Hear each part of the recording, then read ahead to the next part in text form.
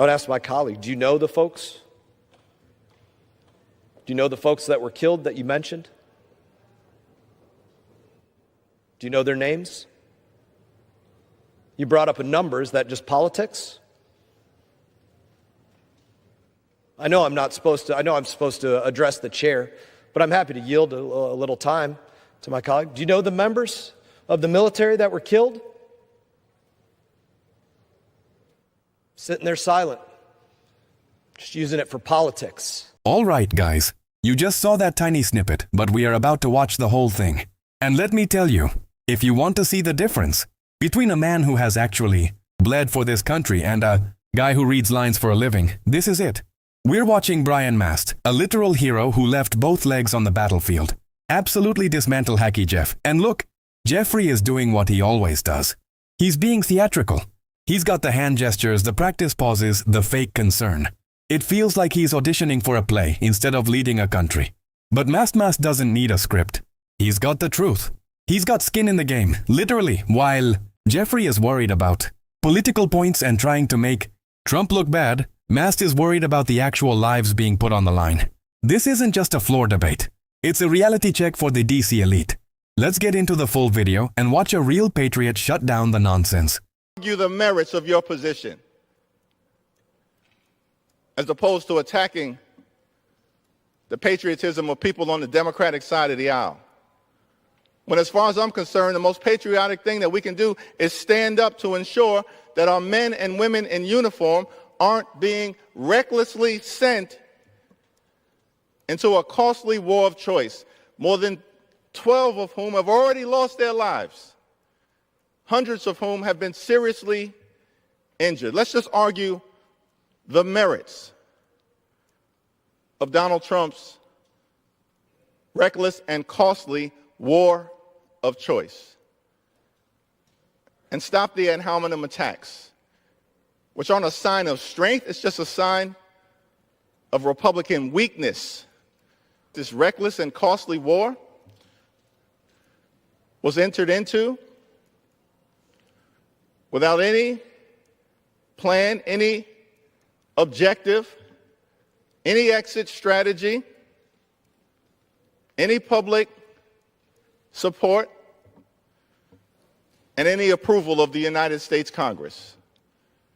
Those are 5 different objective reasons to have a problem with what's going on in the Middle East right now. In fact, we're just trying to help Donald Trump bring to life his own words that as president, he wasn't going to start wars in the Middle East. He was going to stop them. Donald Trump's own words. Question his patriotism? I want to thank my colleague for the speech that he just gave. Probably the most hypocritical speech that anybody could give. But I'm glad he gave it because the truth is I'm well prepared to answer for this. So let's talk about engagements against Iran. What's going on? This is not the first time that this happened. Joe Biden was engaged against Iran. Why? Because of imminent threat. But let's examine the difference between when Joe Biden was engaged and President Trump was engaged. When Joe Biden engaged is because the Houthis, a direct arm of Iran, was attacking the United States of America, ships, merchant marine vessels, doing what they've been doing for decades, picking a fight. President Biden launched Operation Prosperity Garden against Iranian-backed Houthis, and that went on, not for 30 days, not for 60 days, not for 90 days, not for 6 months, went on for almost a year until January 2025, from November 23 till January of 25. And what happened during that time? How many times did my Democrat colleagues or Republicans offer a war powers resolution to say, remove all U.S. forces from this fight against Iran? I have the counter down here, it's 0.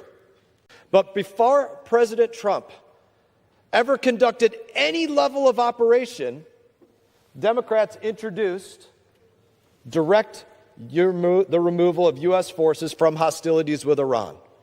Today, again, doing another war power. What changed? What changed from Not one war power from anybody to half a dozen. And I guess we're going to do another one next week. Politics. Everything that my colleague just talked about, his hypocritical remarks about we need to do these things, it's all politics. My Democrat colleagues are not paying attention to national security at all. They refuse to acknowledge the imminent threat that Iran has been, them killing our service members, them attacking us in place after place. They don't acknowledge it. When Joe Biden was responding to merchant marine vessels being attacked, it was okay. No war power needed. Went on for about a year.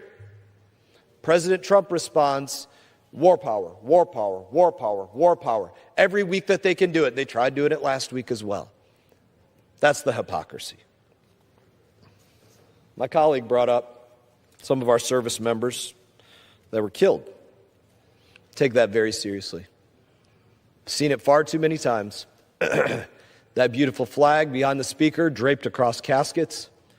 Take it seriously every time. I personally believe that any time that a service member is killed, they should be lying in state, lying in honor here beneath the dome of the U.S. Capitol.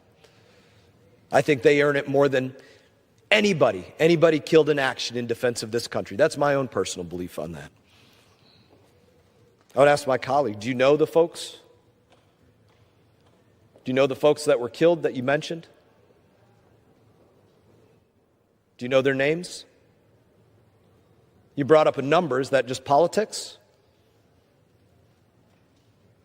I know I'm supposed to address the chair, but I'm happy to yield a little time to my colleague. Do you know the members of the military that were killed? Sitting there silent, just using it for politics. My brothers and sisters in arms are not politics. Look at Haki here. Look at the finger pointing. He's talking about a reckless war of choice. Give me a break. He's calling Republican rhetoric a sign of weakness. Haki, you're standing in a climate-controlled room talking about weakness to men who have actually faced the enemy. He's complaining that there's no exit strategy. That's the classic DC line. Whenever they want to sound smart while doing absolutely nothing to protect American interests, he's trying so hard to sound presidential, but it just comes off as hollow. It's all theater, guys.